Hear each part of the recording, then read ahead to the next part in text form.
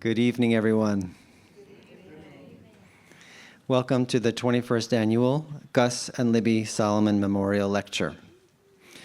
My name is Natan Meir, and I have the distinct privilege of serving as the Academic Director of the Harold Schnitzer Family Program in Judaic Studies. Before we go any further, could I ask you all to please silence your cell phones?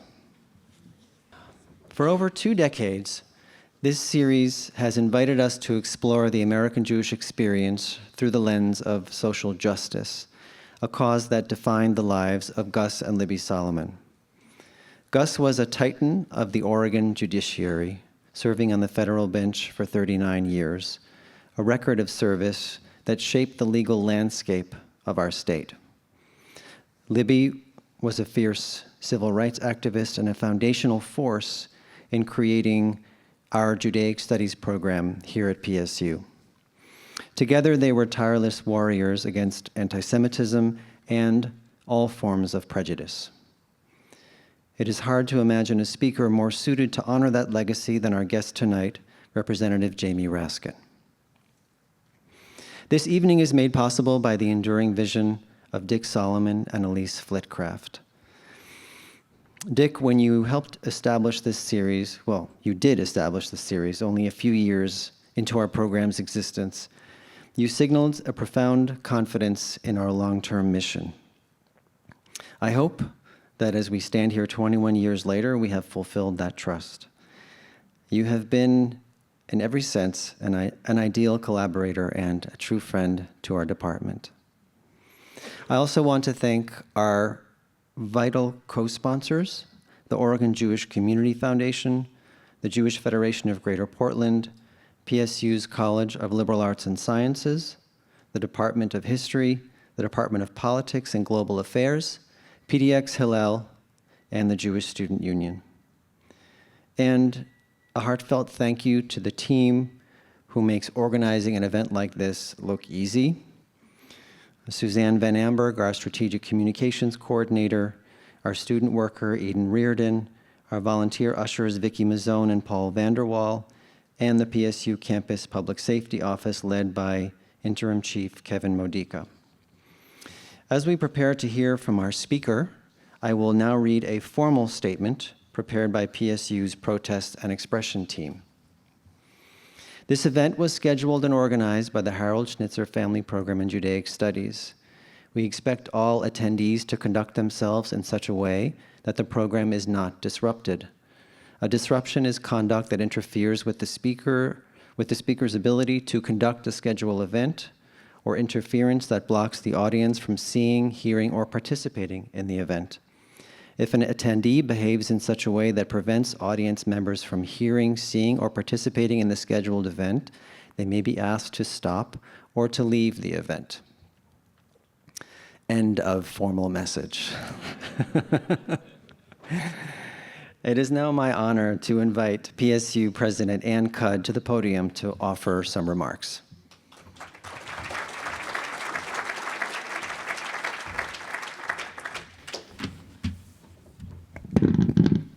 Good evening. It's my distinct honor to welcome everyone to the 21st Annual Gus and Libby Solomon Memorial Lecture, a long and treasured tradition in the life of the Harold Schnitzer Family Program in Judaic Studies here at Portland State University. We are honored to be joined by Representative Jamie Raskin for this evening's lecture. Representative Raskin is a tireless advocate for civil rights, including, as we have seen recently, speaking up forcefully for the assault survivors identified in the Epstein files. His dedication to truth, justice, and the rule of law exemplifies the values that Gus and Libby Solomon championed throughout their lives. Under the leadership of Dr. Natan Meir, PSU's Judaic Studies program takes the 3,000-year-long history and culture of the Jews as a framework for grappling with urgent human questions about justice and knowledge, tradition and change, and crisis and resilience. These human questions feel more urgent than ever at this time. I am grateful that we can come together this evening to hear from Representative Raskin and other leaders as we grapple with the existential challenges we face as a nation and as a university community. At Portland State, we are relentless in our pursuit of new ways we can let knowledge serve our city. As I look out on all these faces tonight, I am heartened to know that this decades-long lecture series continues to fill a need in our community to gather and learn together and to walk away with a renewed hope for justice. Now, I'm delighted to introduce you to the newest addition to PSU's academic leadership team, Dean David Bowman. Dr. Bowman joined Portland State this fall from Eastern Washington University and leads Portland's College of Liberal Arts and Sciences, home to more than 5,000 of our undergraduate and graduate students across 20 academic units. Please join me in welcoming Dean Bowman.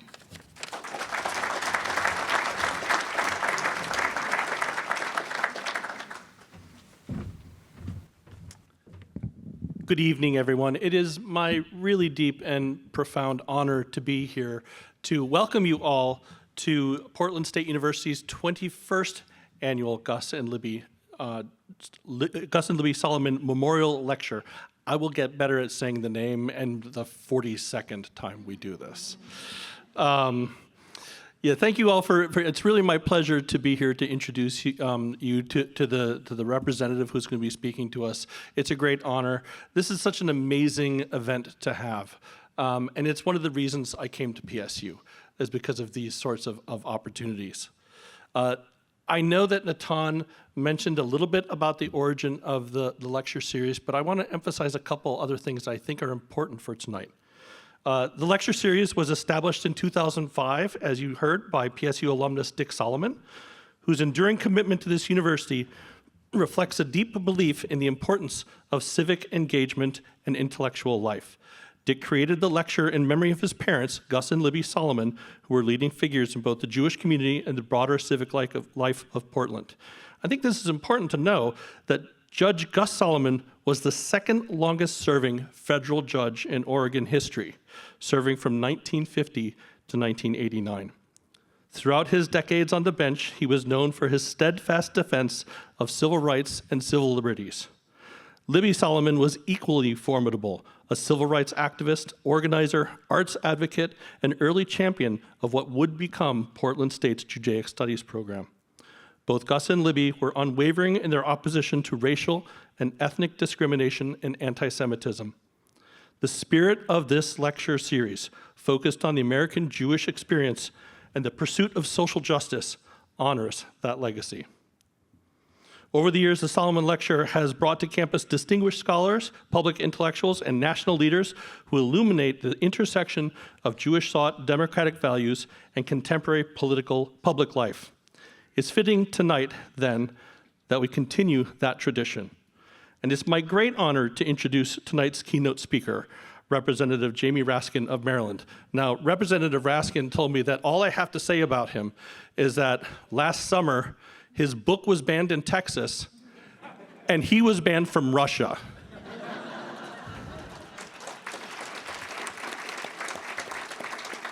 That's a biography that I aspire to. I'll have to say some more, though. Sorry, Representative Raskin. Since 2017, Representative Raskin has served with distinction in the United States House of Representatives, proudly representing Maryland's 8th Congressional District.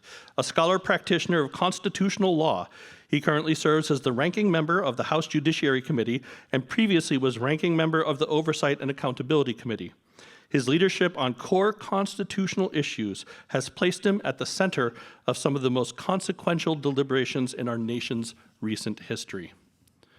Before his election to Congress, Representative Raskin devoted more than 25 years to legal education as a professor of constitutional law at American University's Washington College of Law, where he shaped generations of students in the enduring principles of democracy, civil liberties, and the rule of law. And I think it's so important to recognize that. Our country was founded on the idea of the intellectual life of the democracy. And it's just so important in this time to have someone in Congress that's continuing that tradition of the Enlightenment to this day. And I really appreciate that. Tonight's lecture, Church and State, Politics and Faith, Why We Need the Constitutional Wisdom of Thomas Jefferson and the Ethical Wisdom of Rabbi Hillel Today, speaks directly to the mission of Judaic studies, to bring Jewish intellectual traditions into rigorous conversation with the pressing moral and civic questions of our day. The program challenges us to think historically, ethically, and comparatively, to draw on enduring traditions of interpretation and debate in order to illuminate contemporary public life. These conversations are especially vital at this critical juncture in our nation's history. Questions about constitutional norms, democratic resilience, religious pluralism, and ethical leadership are not abstract. They shape the lived experience of our communities and institutions. Universities have a responsibility to create space for serious principled dialogue grounded in scholarship and mutual respect. Here at the College of Liberal Arts and Sciences, we believe deeply in the power of the liberal arts and humanities to equip citizens for thoughtful engagement in a complex democracy. We're proud that PSU can help facilitate this dialogue, not only for our students and our faculty, but for the broader city and state we serve. Hosting leaders like Representative Raskin affirms our commitment to rigorous inquiry, civic responsibility, and the ethical foundations of public life. And now I will get out of the way between you and our speaker. Please join me in welcoming Representative Jamie Raskin.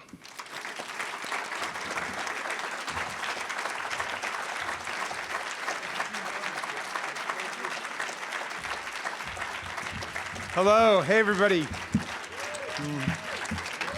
Thank you, Dean Bowman.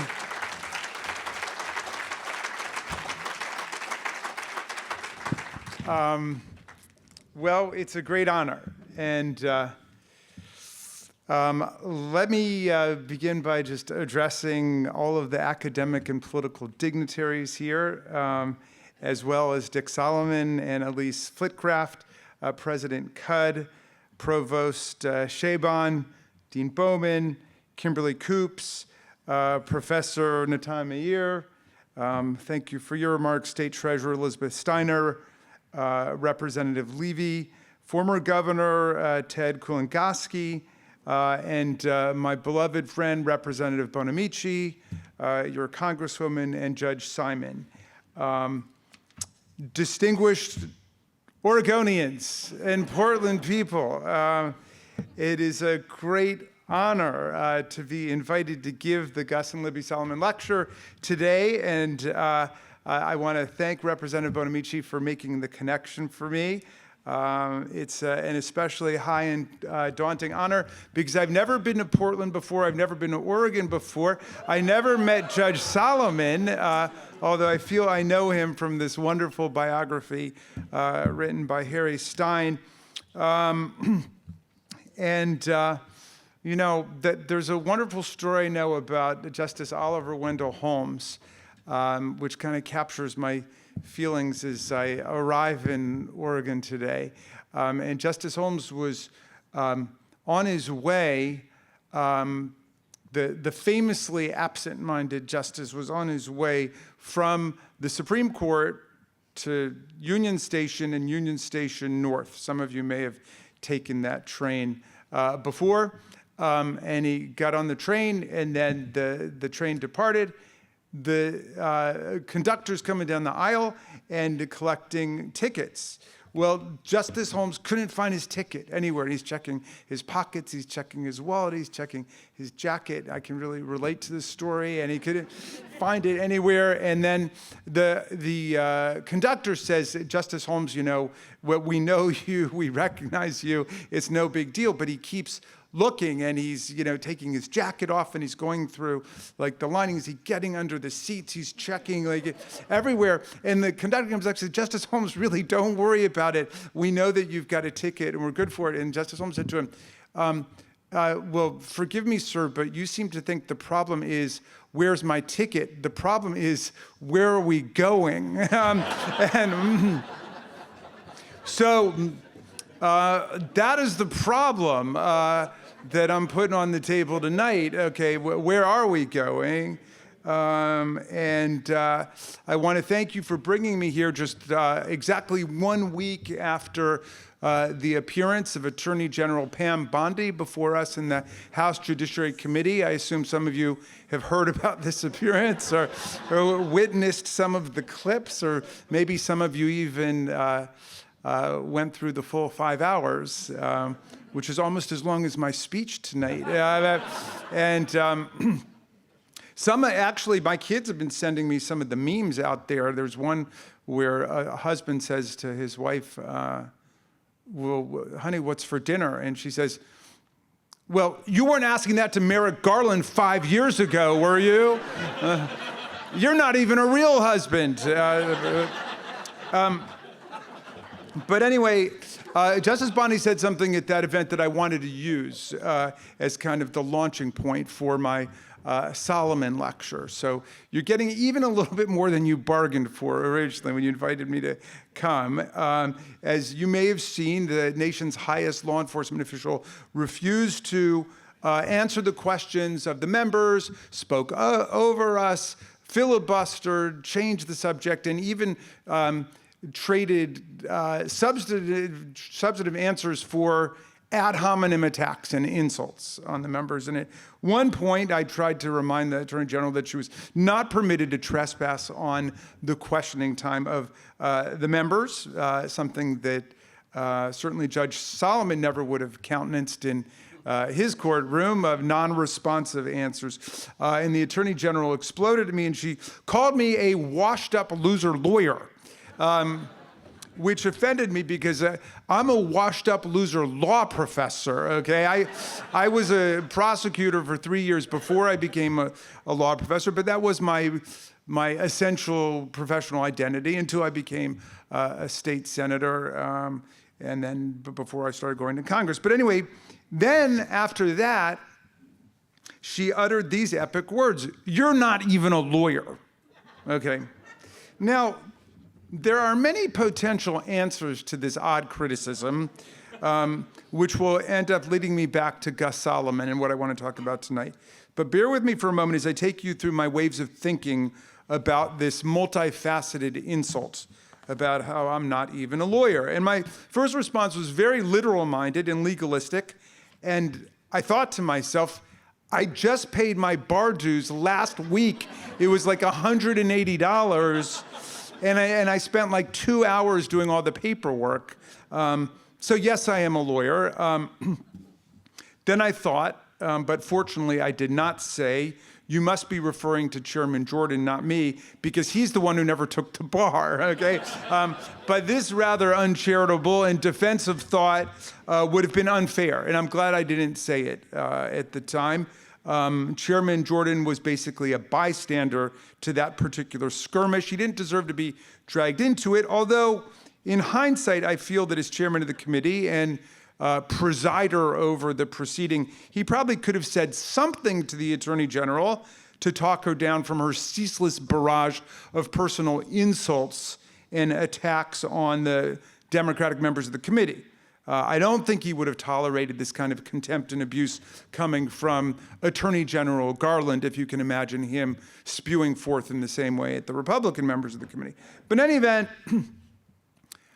there's nothing wrong with not taking the bar, and there's nothing wrong with not passing the bar, even if you do go to law school, which is something I know in my bones. My father, Marcus Raskin, who was a really great man. He was a concert pianist. He was a moral and political philosopher. He decided to go to law school in the 1950s with one very specific idea, which was to figure out whether the law could be used as an instrument for ending war and genocide, and never seeing a repetition of what the world had seen during the rise of Nazism and fascism and the onset of World War II. And the problem was that he skipped pretty much every class that didn't have anything to do with that, okay? Which, of course, is most of law school. And so when he graduated from the University of Chicago Law School, last in his class, he went to work in Congress and then for President Kennedy on the National Security Council. And he's someone who went to law school and never took the bar. And yet in his career, he effectively and sometimes dramatically promoted public justice and civil rights, arms control, disarmament, peace, and the international rule of law. So meantime, when Attorney General Bondi accused me of not even being a lawyer, a huge backlash was forming online. And my supporters' main line of defense went something like this. Pam Bondi went to the University of Florida and she went to Stetson Law School, and she graduated without honors. Well, Raskin went to Harvard College and Harvard Law School and was an editor of the Harvard Law Review, and he graduated with honors. Okay. Now, I was gratified to see people defending me online. It's always good to see people defend you online. But this line of defense made me cringe. And I heard, indeed, immediately from my daughters, who I knew would also reject it.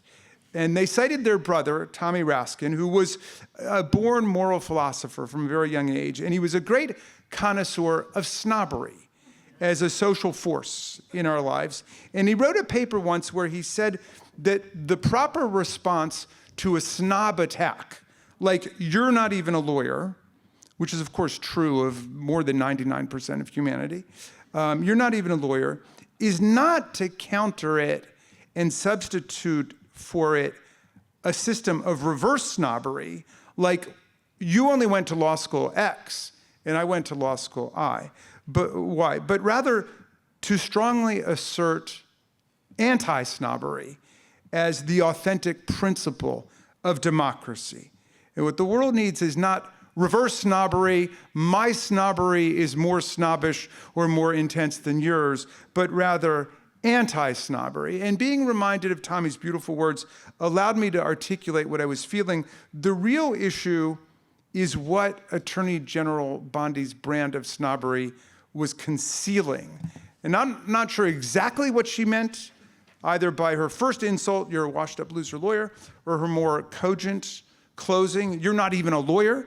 But she clearly meant to privilege and exalt some kind of lawyering that she does, and Todd Blanche does, and Rudy Giuliani does.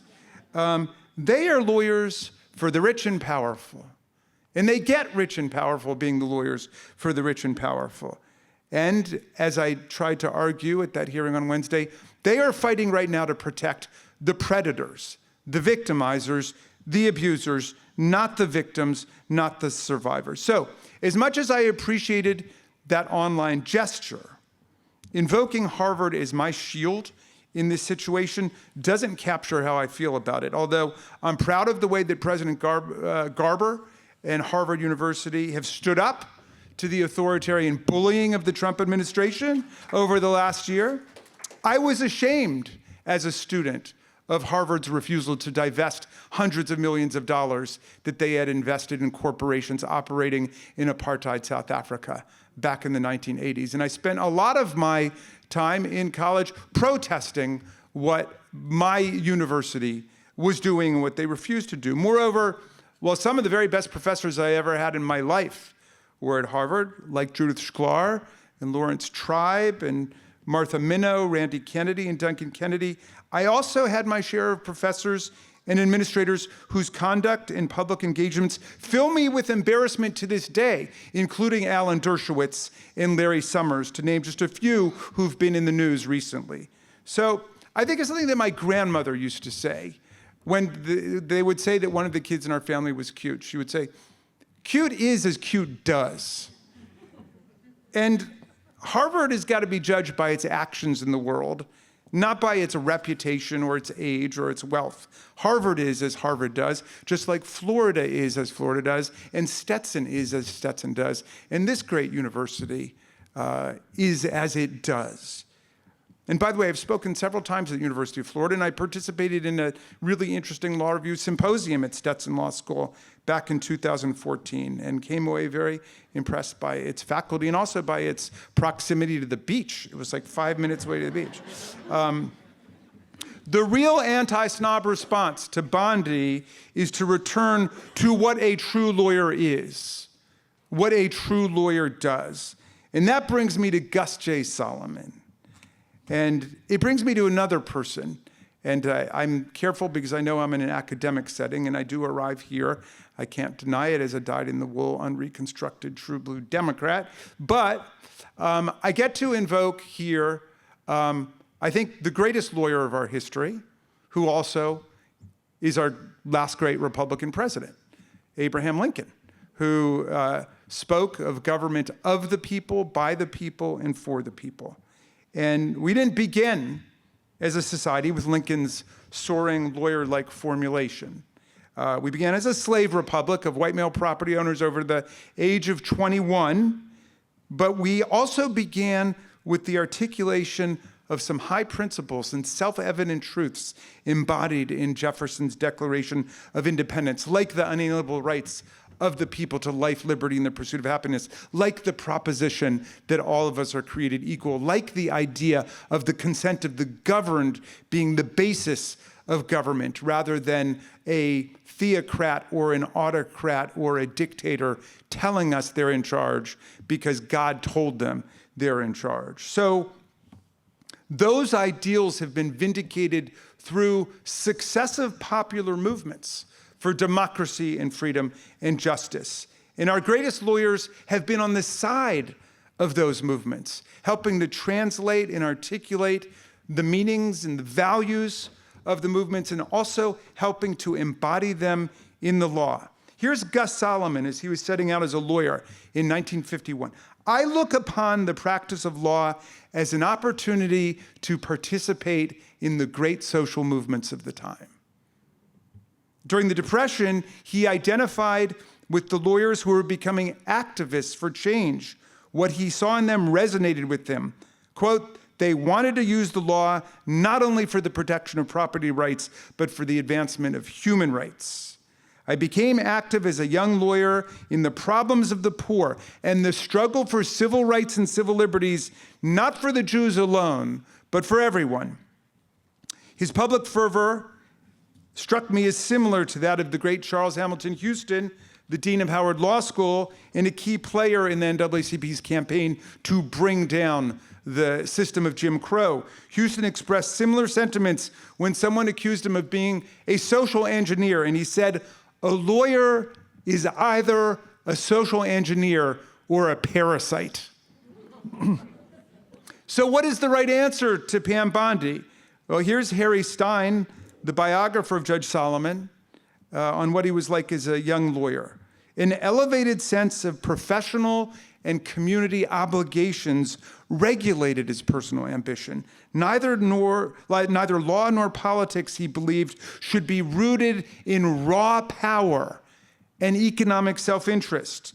A legal career should embody civic virtues, not just be another kind of business. Attorneys occupied two camps. Social blinders, avarice and greed defined one, while the other recognized the legal enterprise's larger responsibilities and promoted the collective good. The law turns on two poles, justice and power. And there are power lawyers and there are justice lawyers. And I may not be as real a justice lawyer as Gus Solomon was in his heyday, but I aspire to be like that, and I know I'm more of a justice lawyer than power-mad Pam Bondi because I'm committed to using my training to vindicate the rights of victims and survivors and the downtrodden and to advance and defend the progress of the great civilizing movements of our history.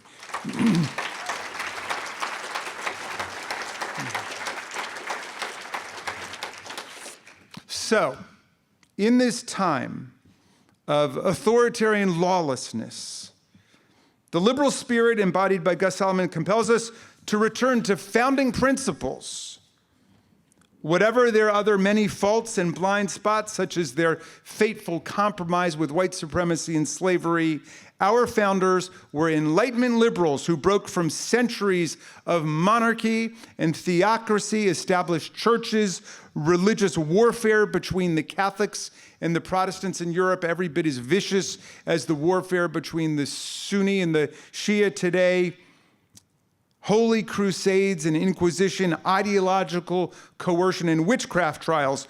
Jefferson and Madison, Ben Franklin and Tom Paine insisted on what Jefferson called in his beautiful letter to the Danbury Baptists a wall of separation between church and state. He wanted to liberate the human mind from all forms of censorship, dogma, and superstition, what we would call today propaganda and disinformation. They wanted to protect the freedom of thought and expression and place government and public policy on the secular principles of reason, science, and empirical judgment. Today, their great legacy, our Bill of Rights, the guarantor of the civil liberties of the people, is under brutal and relentless attack on a daily basis. In the nightmare of Minneapolis, the president's masked paramilitary forces drove in unmarked cars to conduct warrantless searches and groundless arrests of both citizens and immigrants in violation of the Fourth Amendment probable cause and search warrant requirements. This massive roundup of a kind not seen since the Alien and Sedition Acts of 1798 or the Palmer raids prompted massive public protest and then a violent ICE crackdown on basic First Amendment activity, the freedom of assembly and speech, the right to petition government for a redress of grievances, the freedom of press. America saw the ultimate price being paid for active speech and citizenship in the cold-blooded daylight murders of Renee Good, a poet and 37-year-old mother of three, and Alex Preddy, an ICU nurse at the VA, who dared to take pictures of government officers acting in public, which is a protected right under the First Amendment. Preddy's savage and indefensible killing was also an attack on the heart of the Second Amendment, the right of the people to bear arms consistent with state law. Preddy never drew or brandished a firearm despite the government propaganda distributed about him in the wake of his murder. His firearm was confiscated by ICE agents, and then afterward, he was shot 10 times at point-blank range. There have also been serial attacks on the freedom of press in Minneapolis, including the criminal indictment of Don Lemon and other journalists for doing their jobs. Minneapolis was a microcosm of the thoroughgoing assault we are witnessing on protesters, political dissenters, and foes of the president, law firms and lawyers, judges who defended the rights of the people, universities and colleges, and media broadcast entities and newspapers, which President Trump has hit with a 1-2 punch of bogus personal Trump lawsuits for tens of millions or even billions of dollars, followed by aggressive FCC enforcement and government coercion, leading to outrageous shakedown settlements for tens of millions of dollars. But, my friends, Minneapolis also shows America the way to fight back with unbreakable solidarity and organizing, well-planned collective action, and nonviolent mutual self-help, daily bold activism in the streets. The Orwellian attempt to destroy civil liberties and intimidate the people boomeranged and provoked an explosion of creative expression and protest, from puppetry and mime troupe performances to comedians lampooning tyrants, to an outpouring of creativity in dance and music, including Bruce Springsteen's instant political anthem, The Streets of Minneapolis. That's the way to do it. That's how you fight authoritarianism in your own society.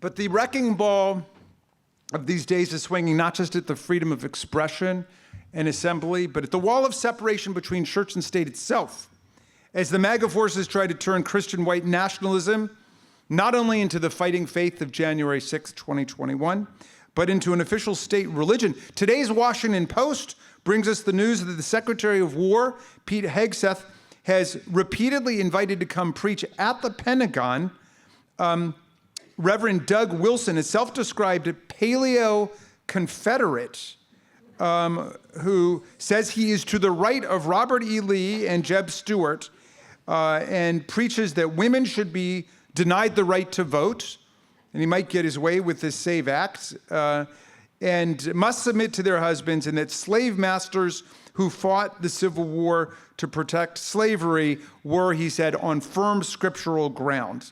Now, I'm just quoting from today's Washington Post. I don't know much more than that. But I'll tell you, I deal with this kind of stuff every single day. I was on the House floor recently when a representative got up and he said, the moral downfall of America was in 1962 in Engel versus Vitale, when the Supreme Court banned prayer in the public schools and then called for a return of prayer to the public schools. And I had to get up to remind him, the Supreme Court never banned prayer in the public schools. As long as there are pop math quizzes, there will be prayer in the public schools. Anybody can pray whenever he or she wants to pray. All the Supreme Court said is the government cannot produce a script and compel your children to participate in it against conscience. But it doesn't end with these people. You know, they voted recently in Louisiana and Texas to endorse the 10 Commandments, to post the 10 Commandments in every classroom in the states, even though they didn't identify which version of the 10 Commandments. There are more than a dozen of them. They didn't say which one, but you had to post the 10 Commandments. I knew it was going to happen. My MAGA colleagues show up in the Oversight Committee, Judiciary Committee, and they're all saying, we need to endorse the 10 Commandments and post the 10 Commandments. I said, gee, the 10 Commandments have been doing fine for millennia without an endorsement by the Freedom Caucus and the U.S. House of Representatives. No, one guy says to me, and he really confused me with this one, he goes, you know that the 10 Commandments are the basis for the Bill of Rights. And I was kind of confounded. I'm like, well, yeah, I mean, I know there are 10 in each one, but let's test the proposition. Let's see. The first commandment says, thou shalt have no other God before me.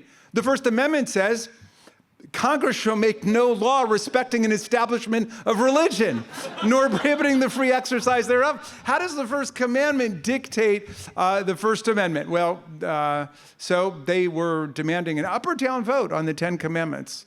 I went to the Rules Committee and I said to our friend Jim McGovern, I said, you know what, here's my proposal. If we're gonna vote on the 10 Commandments, we should have to vote on each commandment separately, okay? And not get away with that Republican omnibus package. And you shouldn't be able to vote for any commandment you yourself have ever violated, because you'll be taking the name of the Lord in vain, violating, I think it's the third commandment, depending on which version you're using. But anyway, this is what we are up against. The substitution of cheap, symbolic, theocratic politics for actually getting things done to help people, like how about trying to guarantee health care in the richest society that's ever existed for all of the people who live here? How about that?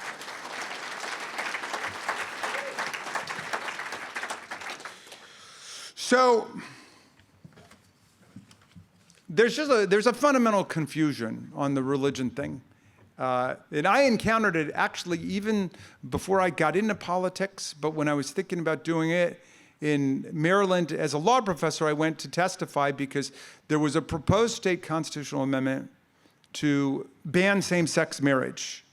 This is when the progressive forces were pushing for marriage equality, and then this was a proposal to write into the Constitution, marriage is one man and one woman, but not just one time. But that was the proposal. But anyway, so I went and testified, and after I testified, there was a state senator there, Nancy Jacobs, who said to me, well, Professor Raskin, you keep talking about equal protection and due process, but what about the Bible? The Bible says marriage is between one man and one woman. And I said, Senator, with all due respect, when you took your oath of office, you put your hand on the Bible and you swore to uphold the Constitution. You didn't put your hand on the Constitution and swear to uphold the Bible, okay? And so for me, it's as simple as that. I tell them that story often. Like that is the public oath that we utter. That is the public commitment we make. Well, We don't need Orwellian political ideology. We don't need religious establishment or a war on the freedom of the people. But they're coming at us every day. And we got to fight back. And so now I want to say something about what that means. And Rabbi Hillel. The work of defending the Jeffersonian and Madisonian principles that undergird our Constitution is essential and it's necessary, but it is not sufficient. It's true that we enter the social contract to protect our freedom.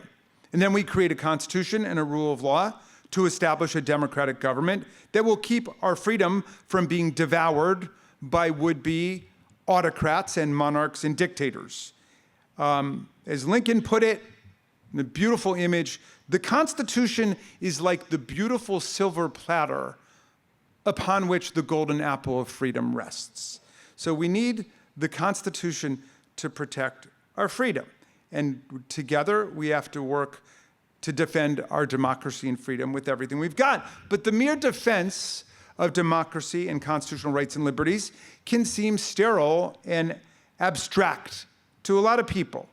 So we've got to remember that democracy is not just a constellation of norms and rules, but it is a collective historical project for social progress, for everybody.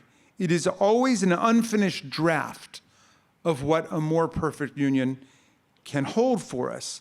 And we must keep moving forward by testing our practices and our rules and our norms against the requirements of justice and the demands of the common good.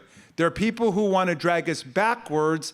It's not enough just to defend what we've got. We've got to keep moving forwards. Well, how do we make progress? Well, Gus Solomon knew how, through popular social movements, and then by the laws that movements get passed and the changes they make, and then the courts enforcing those laws in a serious and muscular way. Well, where do movements come from? Well, they come from people organizing, mobilizing, debating, engaging, marching. At the molecular level, they come from the ideals and the beliefs and the values and convictions of people as we express them together in our communities and dialogues. For many people, political motivations and purposes are rooted in faith. Moral faith, political faith, constitutional faith, and of course, religious faith. And this is all of the good, I think. Now, often my MAGA colleagues will ask me why I'm such a stickler for the separation of church and state, but then I've got no problem with people of any religious persuasion bringing their religious faith and their moral values explicitly into the public space. Sometimes they even accuse me of hypocrisy, pointing out that I vehemently oppose compulsory prayer in the schools, for example, or 10 commandments in the schools, but I've got no problem with Reverend Martin Luther King or Reverend Falwell making their case in politics. Not by virtue of commandeering state power, but exercising their rights as citizens to speak like everybody else. But see, this is a fundamental confusion when people argue that the constitutional separation of church and state requires the legal separation of our individual faith and values from politics, even if such a thing were possible. This is a non sequitur, I think. People of faith, including rabbis and ministers and imams, have every right to participate in politics and make their views known, either using sectarian or theological argumentation, if they want to try to persuade other citizens, or perhaps more effectively, translating their faith systems into a universal moral language that cuts across different theological lines, as Dr. King did. Now, Dr. King spoke in profoundly moral, spiritual, and religious terms, and was obviously steeped in the theology and the oratory of the black church.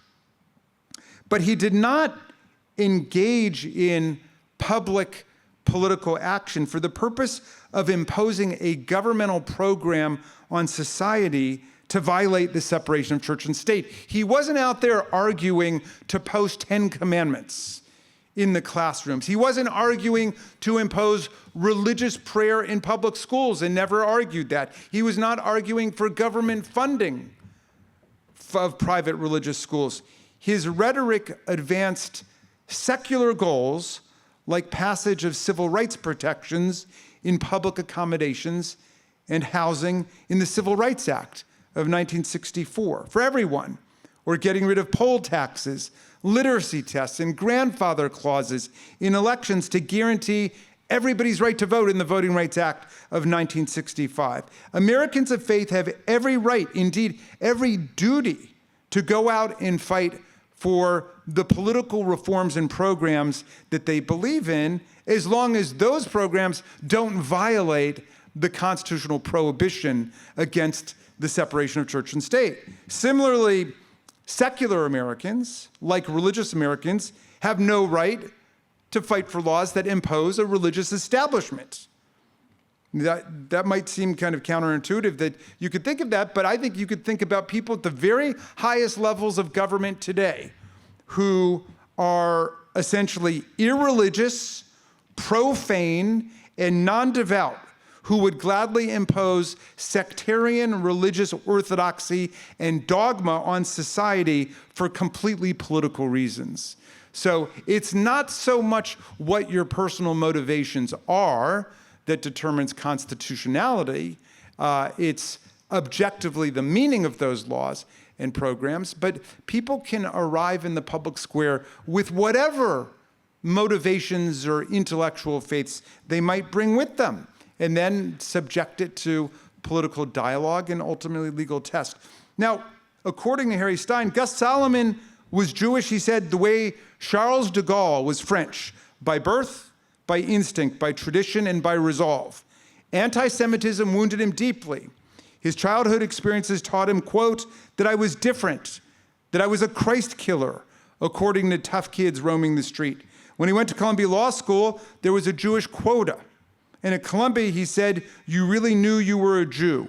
You were discriminated against not only in the classes, but also in social life and by all the law clubs and the fraternities. And as an adult, he faced discrimination in education, job opportunities, and social activities, deepening his early sense of humiliation and marginalization. But for him, Judaism was not a faith based on ethnic particularism and self-regard, but rather identification with the oppressed, the underdog, the victims of discrimination. He got involved with the American Jewish Committee during the rise of Nazism. He opposed Hitler, not just because he was Jewish, he said, but because the Nazis opposed the human rights of all persons. Stein writes, he meant to act as a Jew while advocating for the fundamental unity of all humanity. When it comes to confronting fascism and racism, a page of Gus Solomon's captivating biography is worth a volume of theology. Solomon's life and spiritual practice, to me, are well summed up by Rabbi Hillel's famous aphorism, if I am not for myself, then who will be for me? But if I am for myself only, then what am I? And if not now, when? To be sure, Solomon did speak out forcefully against anti-Semitism whenever and wherever it appeared, as all Jews and Jewish allies must do. If I am not for myself, who will be for me?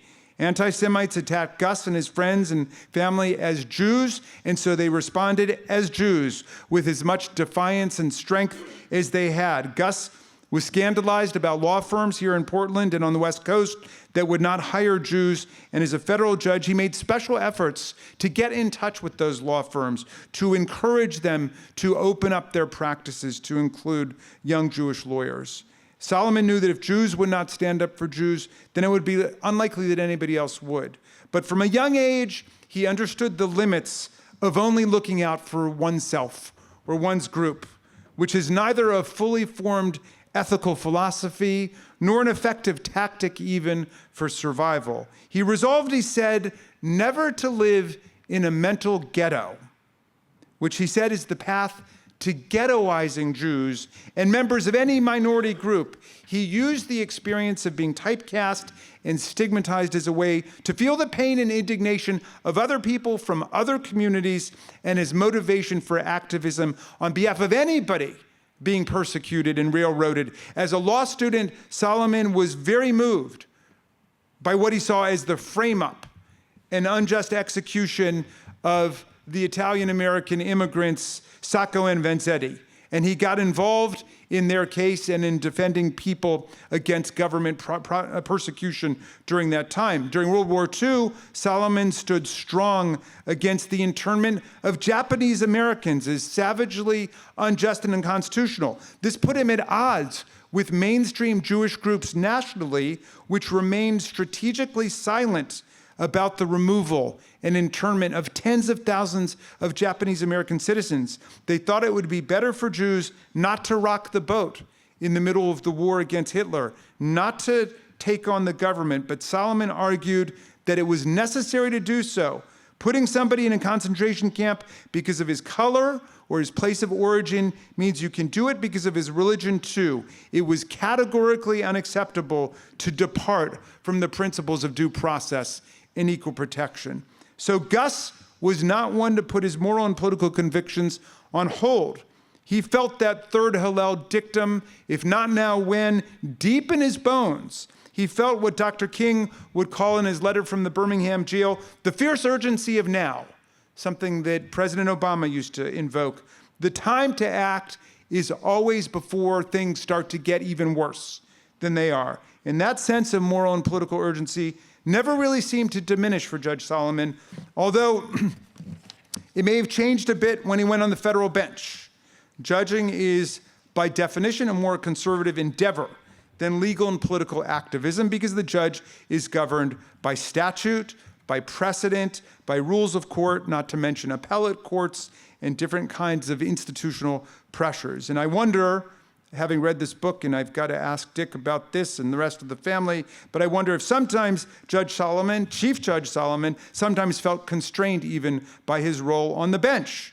Time and convention can make curmudgeons of us all.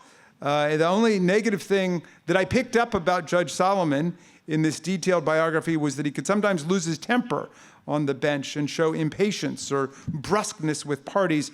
And this struck me as discordant with the personality of a man who was so deeply humane and compassionate in his feelings towards other people. And it makes me wonder whether he chafed sometimes under the structural limits of his role, despite its obvious importance and social status.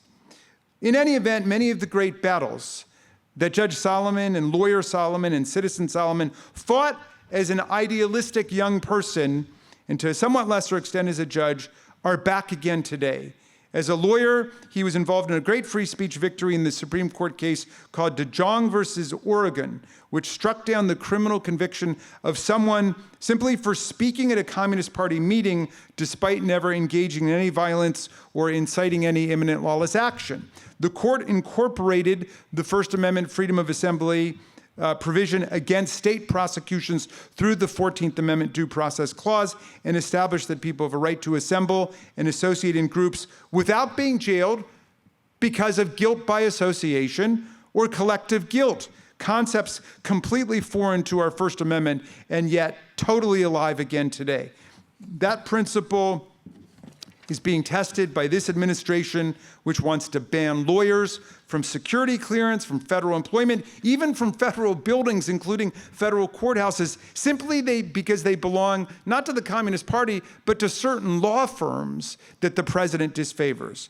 The administration also wants to criminalize association with certain not-for-profit groups or strip tax-exempt status from not-for-profit groups simply because they hold views opposed to that of the administration. It's hard to think of a more naked violation of the First Amendment than that. We live in a period that has surpassed the time of McCarthyism and the Alien and Sedition Acts in the pervasiveness and the brutality of government crackdown on civil rights and civil liberties, the freedom to think, and democracy.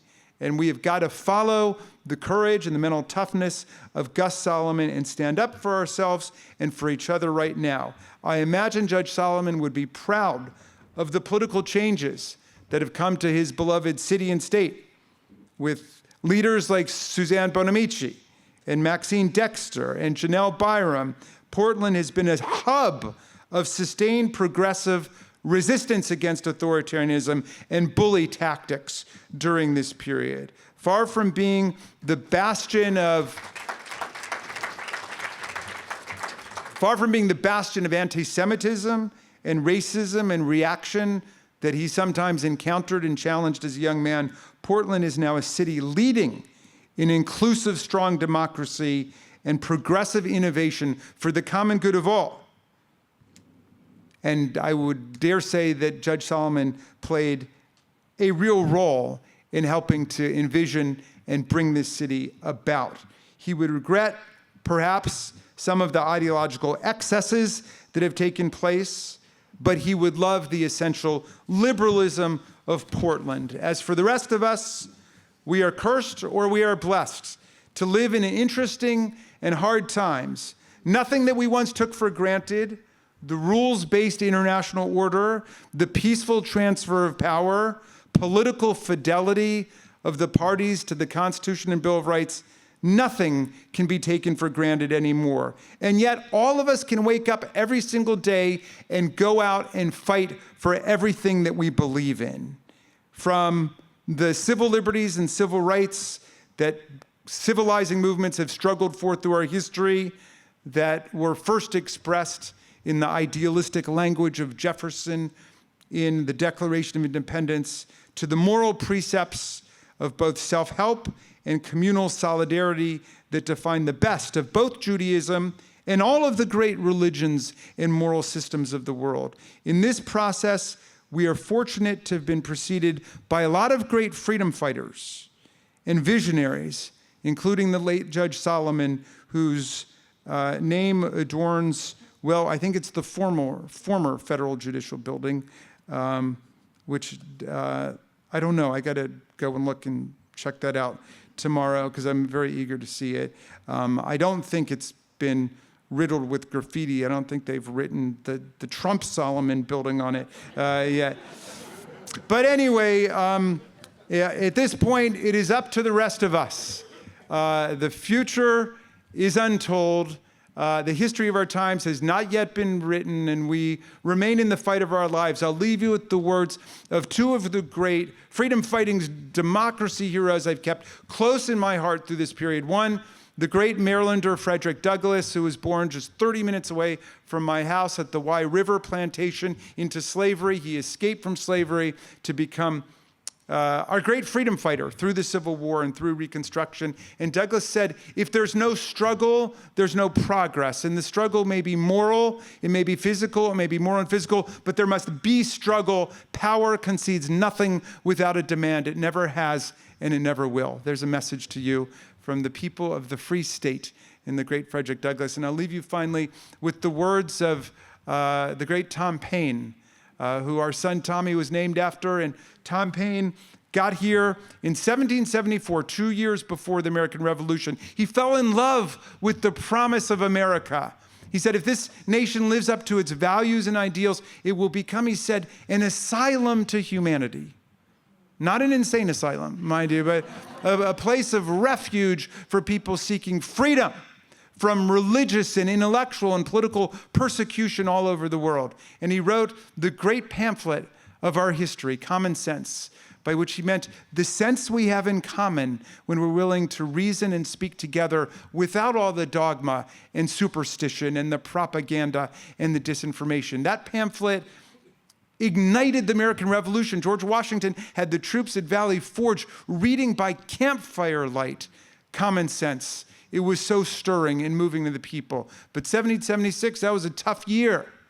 And we like to think that everybody was all together against the monarchy and the theocracy and the fusion of church and state and for freedom of speech and so on. But no, half of the people in the country, you got to check out this book by H.W. Brands called The First Civil War, likening the American Revolution to a civil war because of the way it split people in the country. So never indulge for a moment the fantasy that everybody was fighting for democracy and freedom. It was never like that. Half of the people were saying, you can't beat the greatest military empire that ever existed. You can't topple kings and queens and lords and people with fancy titles. There's no room for the rabble to govern. You're not going to be able to build government on the principle of the consent of the governed and everybody being equal. It doesn't work like that. And half of the people were saying, you know what? Let's give it a try. Let's pledge to ourselves our lives, our property, our sacred honor, for the proposition that we can put government on a different principle. But anyway, Tom Paine, he wanted to write another pamphlet to give people hope through a really dark winter at a time when a lot of people were running around saying, what's the message and who's the messenger and our messaging sucks and all that stuff. And Paine, he wanted to write a pamphlet to stiffen people's backs, to believe in what they knew they believed in. And so he wrote these words. I'm going to update the language pursuant to very specific instructions from Nancy Pelosi, who told me Tom Paine was a feminist and he wouldn't mind. And he was a feminist. He was fighting for women's voting rights back in the 18th century. But anyway, Paine said, these are the times that try men and women's souls. The summer soldier and the sunshine patriot will shrink at this moment from the service of their cause and their country. But everyone that stands with us now will win the love and the favor and the affection of every man and every woman for all time. Tyranny, like hell, is not easily conquered, but we have this saving consolation. The more difficult the struggle, the more glorious in the end will be our victory. Let's make that victory ours. Thank you, Portland. Thank you, Oregon.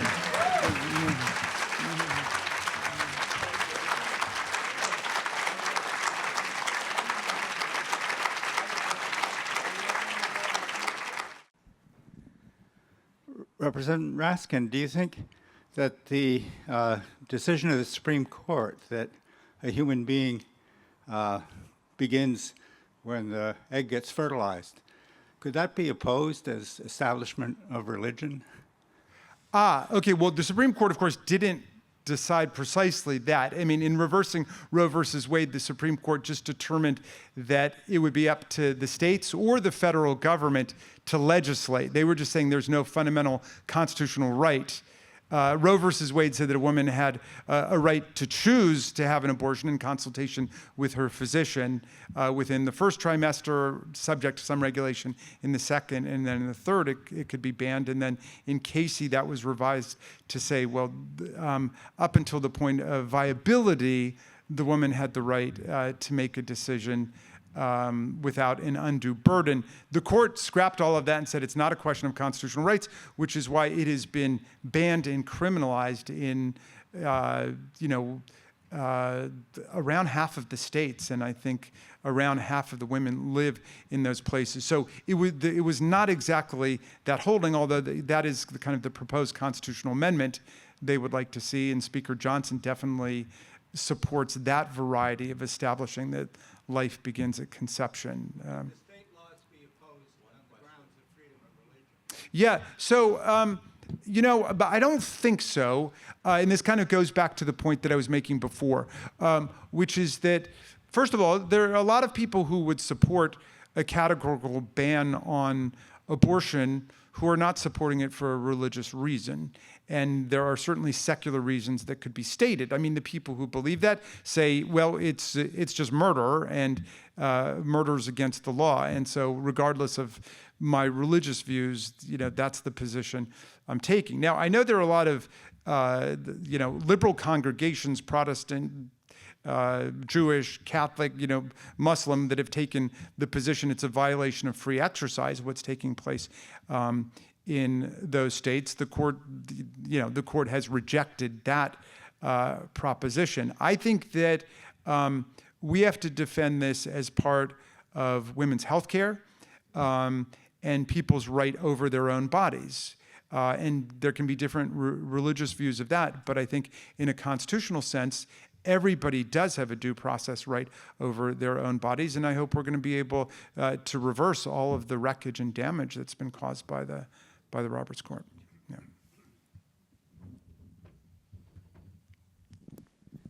Thank you for that stirring speech. My question is, do you have suggestions for what we as citizens can do to get the Epstein files fully released? Well, yeah, I mean, that's an excellent question. I think that what's great about what's happening is that this really is something that's cut across all kinds of philosophical, political, party, geographic lines. And I think the underlying basis for that is there are so many parts of the country that have been seriously affected by institutional child sex abuse scandals, whether we're talking about, Ohio State wrestling team or Michigan State or, various churches of all denominations, Boy Scouts, you name it. I mean, there are hundreds of thousands of people who were victimized by sex abuse and who are survivors of it. And so I think this is a really crucial terrain for us to stand up on. And no, we should not allow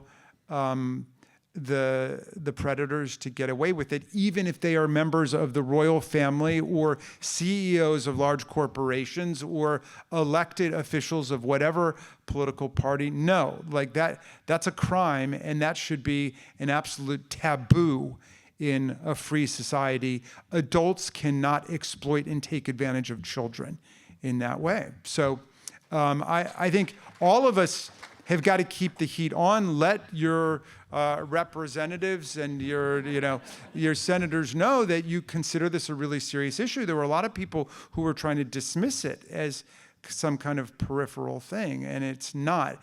And it also goes right to the nature of, well, what is a lawyer? What is a judge? What's the legal system for? Is it for the protection of people with power, or is it about justice and freedom for everybody?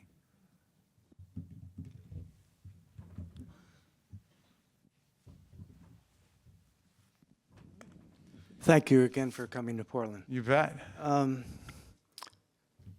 What I learned about President Trump is that he usually says what he's going to do, usually accusing the other side of doing exactly what he's doing. Right before he does it. Yeah. When I read 2025 during the election, I'm realizing now that he's doing everything that was in that book. And one of the things he recently said was that he doesn't see why we have to have elections. So what kinds of things will Congress try to do if he puts ICE at every polling place in the United States of America? Yeah. Well, okay, let's start with this. The Constitution gives the president absolutely no role at all in the administration of elections, whether a presidential election or a congressional election. We had midterm congressional elections in the middle of the Civil War. We had midterm elections in the middle of World War II. We have never canceled midterm elections. We're certainly not going to cancel midterm elections because the president's afraid that the results of the election are going to hurt his feelings. Like, that is not going to be, that's just not going to happen. And that is not the structure of American constitutional federalism. The elections are administered at the state level. That's where elections are run. So who are the critical actors here? The Secretary of State, the Attorney General, in some states the governor, the State Board of Elections, the county boards of elections, the people, all the way down at the bottom. So I agree with you that some of the delegation of ICE into Democratic cities or states was about creating kind of fear and intimidation. That has boomeranged on them because of the massive popular organizing that's taking place. And the people of Minneapolis waved goodbye to ICE as they, flew off on their airplanes. They are not going to be around to mess with people's right to vote. Now, there are federal laws that generally and obliquely forbid the sending of armed forces into elections, and we could toughen that up and we could strengthen that language. I don't know that the Republicans are going to allow us to get anything to the floor this year before the elections, all of which is to say we're going to have to keep doing what we've been doing every day, which is fighting at the local level, the state level, the federal level, in court, in Congress, to defend our rights. And we know the difference between a fair election and a contaminated, corrupt election. President Trump challenged the 2024 result, where Joe Biden beat him by more than 7 million votes, 306 to 232 in the Electoral College. He lost in more than 60 federal and state courts, including in front of 8 judges that he had appointed to the bench. So what we need to do, this is what Navalny says in his book. I don't know if any of you guys have read his book, Patriot, but Navalny, it was amazing to me that he went back to Russia after Putin tried to kill him when he was outside of Russia, and he went back to keep fighting. And of course, Putin puts him in prison. But he said, people ask me every day, well, what do I need to do? He said, everybody needs to do what the tyrants and the hypocrites and the liars fear the most. Everybody needs to tell the truth every day. And we've got to tell the truth about what the system of voting is and what the laws are.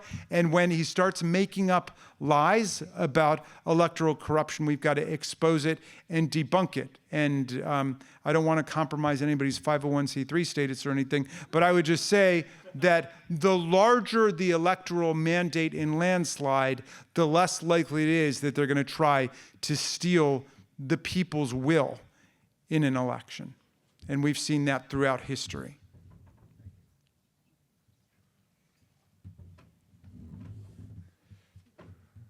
Good evening. My question is more toward you as a former law professor. Yes. Regarding the world of... You mean a washed up loser law professor? Yeah. Well, that too. Yeah. A shorthand. Yes. My question regards nonviolent direct action. Yes. And so, 2 parts. Is it possible for a non-attorney to compose writs of habeas corpus and get them to where they might need to be in quick circumstances? And if that's the case, what do you recommend someone do to learn how to write effective writs of habeas corpus? Okay. All right.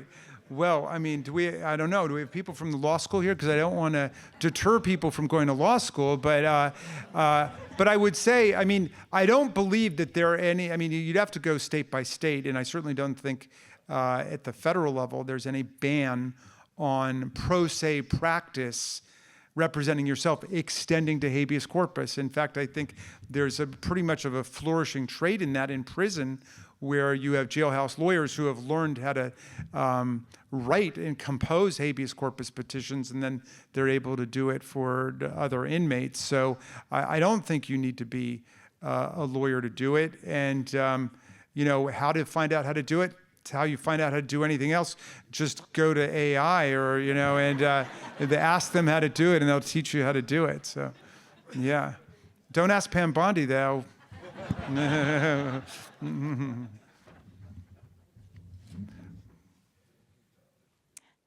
Thank you so much for tonight. My husband and I and many others, peaceful protesters in Portland, were recently poisoned, gassed at a protest. I have a daughter who lives in Minneapolis whose friends have been terrorized by ICE. And I know that there's been some success there, but just a week ago there was someone pulled from a car in her neighborhood and taken, so I don't think it's gone. So I guess, Mike, I know that right now you're working on holding up funding, but what else can be done to put guardrails around this organization that's being created? So there were cases that were won by Keith Ellison, the Attorney General in Minnesota, and by the Hennepin County State's Attorney. So there are, and in those cases are amazing because they're just basically restating the Constitution. People who have a First Amendment right to assemble, to protest, to organize, people have a right to take pictures in public of what's taking place and so on. So we can win in court, we can fight in the streets, we've got to win in the elections. And, in celebrating Minneapolis, I didn't mean to in any way dismiss the pain and the hardship that people have experienced. People have died in that struggle, but they died for a struggle that is winning. And a lot of it is because of their sacrifice and, their martyrdom. We are taking the position that that all of these tactics, take masking, for example. Local police are not masked. County police are not masked. State police are not masked. The National Guard are not masked. The Army's not masked. The Navy's not masked. The Marines, why does ICE need to be masked? I mean, really? And they won't answer the question. Well, one reason is because they're hiring a lot of the people who violently attacked police officers on January 6th from the Proud Boys and the Oath Keepers, and they don't want them to be identified. And they say, oh no, the reason is because, well, it would be dangerous because people would take their picture and they would be up online. That's true of anybody who's in law enforcement. And, you know, why should they have more rights than people who work for the Minneapolis police or the Minnesota State Police? It just doesn't make any sense. How come all the other officers can wear cameras and the cameras are on? Why are they exempt from that? I mean, you know, and so some of it is just the reassertion of basic constitutional principles. Like, no, you don't knock somebody's door down. You've got to have probable cause and a search warrant issued by a judicial magistrate, not by ICE itself. That just makes no sense to go into somebody's house. So those are the things that we're trying to fight for in Congress. And I don't want to be a broken record, but sometimes people say to me, why don't you just pass this? Why don't you just impeach that person? I'm like, we're in the minority. We don't control the gavels. We don't control the agenda. So, you know, I don't want to sound whiny about it, but if you want to be in a position where we can just do things, then make us a majority. Yeah. Make us a majority. So, yeah. Mm-hmm.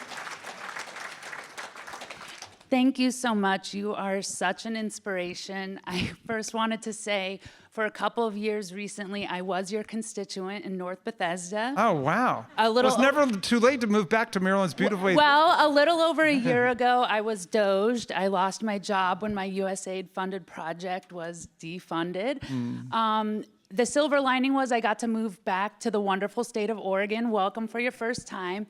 And I just got a job. Yesterday was my first day at the Multnomah County Elections Division. So my question is, how long are you here and what are you doing tomorrow? You want to come visit?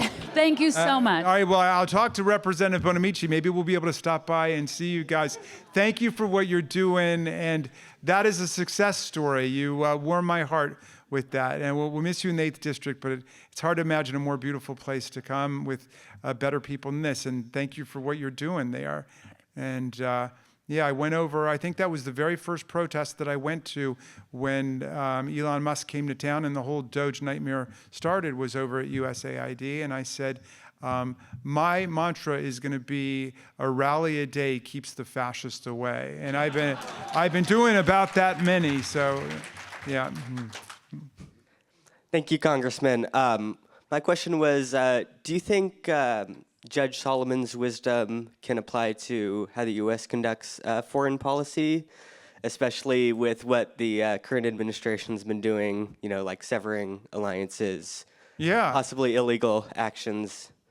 Well, some of this might just be projection on my part, because there was not a lot in the book about him and foreign policy, except, of course, for the anti-Nazi, anti-fascist organizing. But I think he took what I take to be the standard and irreproachable liberal human rights position, which is that America must fight to become a democracy itself with human rights and social security for everybody, and we should be in alliance with nations and movements around the world that are fighting for democracy and human rights for their people, and that should be our lodestar and our guide. Not that we're the policemen of the world and not that we're going to dictate everything that's going to happen, but we will fight like hell for our allies, and we will fight to support democracy and human rights everywhere. So, yeah. Thank you, Congressman.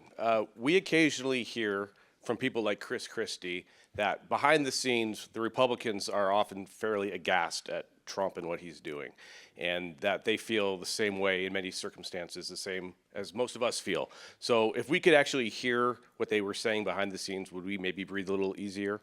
Well, I don't know, because I don't hear what they say behind the scenes. So I'm in the same boat you're in. I mean, I know the ones that have actually expressed their outrage, like Liz Cheney, who's my good friend, and Adam Kinzinger, whose office was across the hallway from mine, are no longer in the Republican Party. David Jolly's running for governor of Florida right now.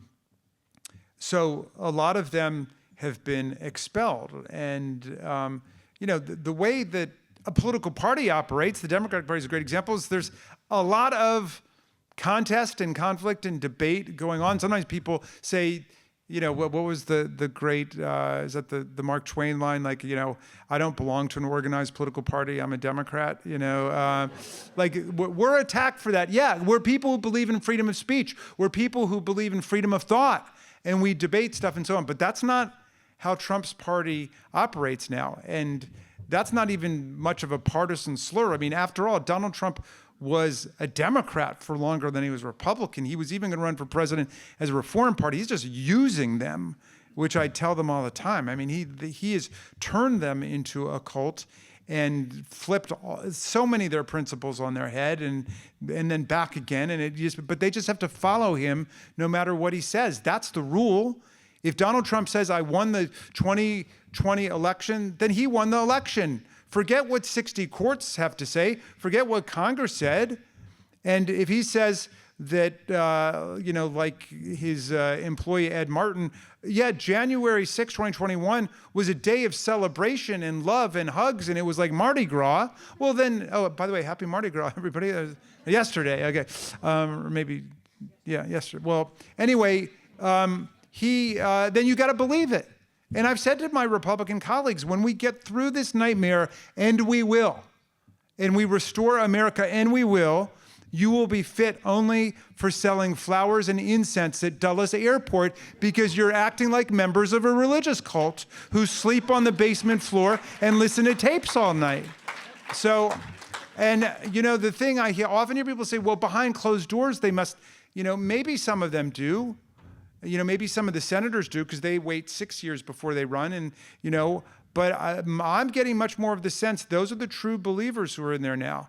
You're in for a dime, you're in for a dollar, and you just go with it. He's the alpha guy, and they go with it. So we've got, from my perspective, we got to show them what democracy looks like. I think we have time for one more question. The courts seem to be our last bulwark. And unlike Congress, which has failed us, and the media to some extent has, in my opinion, failed us, the courts are doing their job, and it doesn't seem to be doing any good. We've had literally hundreds of federal judges rule against this administration in thousands of cases, and we get reasonably well-publicized isolated incidents where a person who was detained gets returned and ICE picks him up again immediately. The administration is completely ignoring the courts. So what comes after that? What else have we got?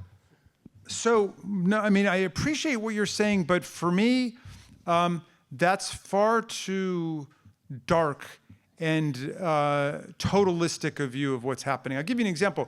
We brought a lawsuit because we passed a law saying that members of Congress have the right to show up unannounced at an ICE facility. And I'm one of the 13 named plaintiffs in that case. We won that case in district court, and I went unannounced to an ICE holding facility in Baltimore, Maryland last Thursday, and got in and was able to expose some pretty horrific conditions of 60 men who were in a room the size of a second grade classroom, shoulder to shoulder, and we're demanding change. Now, is that like a huge transformation? No, it's not. But we were able to get in, and now we're able to open up a dialogue about that. Another example, last week, I had 6 colleagues who they wanted to prosecute simply for telling the truth, exercising their First Amendment right to tell the truth. I mean, we know the Trump administration believes there's a First Amendment right to lie, but they don't believe there's a First Amendment right to tell the truth. So they wanted to prosecute 6 colleagues of mine who were all veterans simply for creating an online ad which said, you don't have to obey a lawless military order, and in fact, you have a duty not to obey it. All right.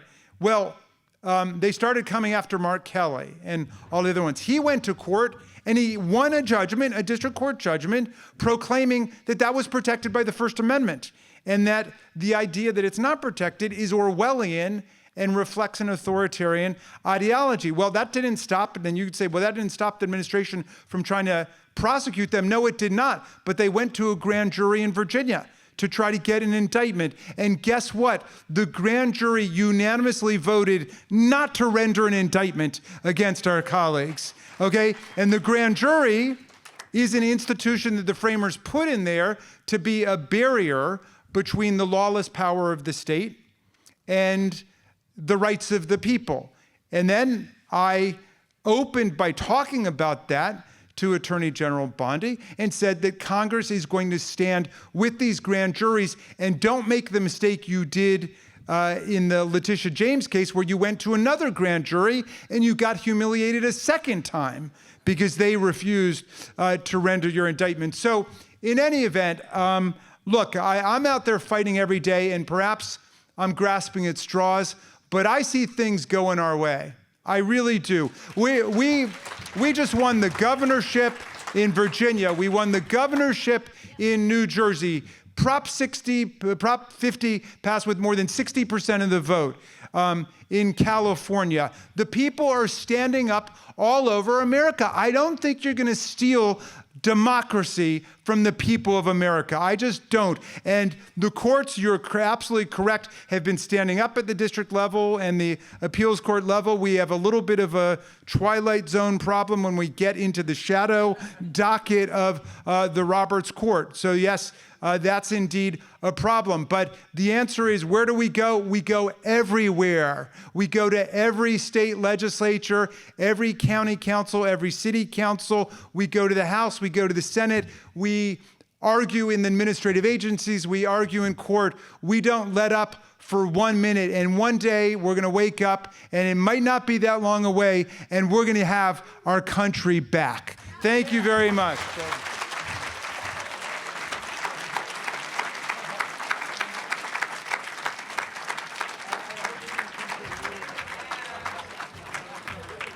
Thank you again, Congressman Raskin, for your inspiring words and your optimism. Thank you, everyone, for coming tonight. We really appreciate you being here. Good night, everyone.